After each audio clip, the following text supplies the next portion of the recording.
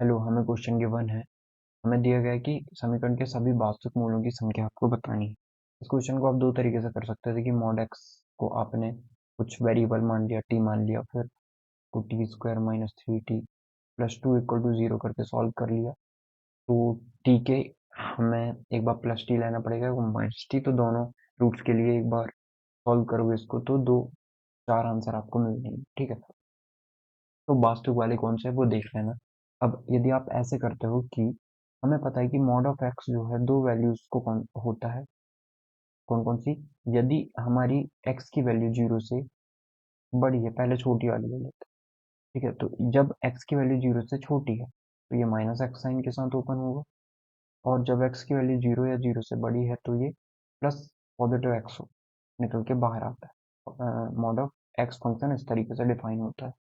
ठीक है, तो अब एक बार हम ऐसा मान लेते हैं कि x की वैल्यू 0 से छोटी है, तो एक्स स्क्वायर तो एक्स स्क्वायर ही रहेगा, पॉजिटिव ही आ जाएगा वो।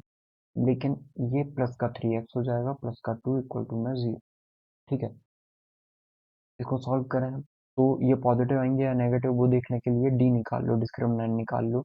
B square minus 4ac, B square मतलब 9 माइनस का 8। ठीक है, पॉजिटिव वैल्यू है, मतलब करेक्ट है, ये वास्तविक वैल्यू ही आएगी। सॉल्व करते हैं तो एक्स स्क्वायर प्लस का 2x प्लस का x प्लस का 2 इक्वल टू में 0। x कॉमन निकालेंगे, x प्लस 2 आ जाएगा, प्लस 1 कॉमन निकालोगे तो भी x प्लस 2 इक्वल टू में 0। तो x प्लस 2 हमने कॉमन निकाल लिया, और x प्लस 1 बचा इक्वल टू में 0।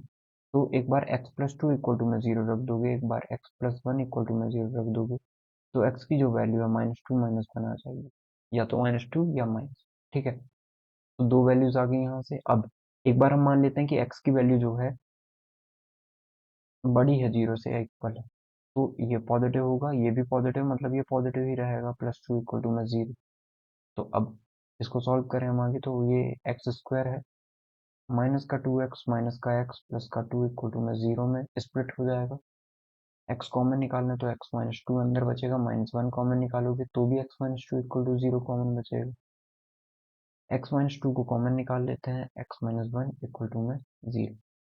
तो x की दो वैल्यूज आ जाएगी, एक 2 और एक 1। तो हम देख रहे हैं x की चार वैल्यू आई हैं और चारों ही पॉजिटिव हैं, या सॉरी चारों ही रियल नंबर हैं, वास्तविक में हैं। तो इसका मतलब जो करेक्ट आंसर हो जाएगा वो हो जाएगा हमारा 4, क्योंकि चार इसके पॉसिबिलिटीज है x की। ठीक है, इसका मतलब जो करेक्ट आंसर होगा वो ऑप्शन नंबर 1 4 हो जाएगा। Thank you.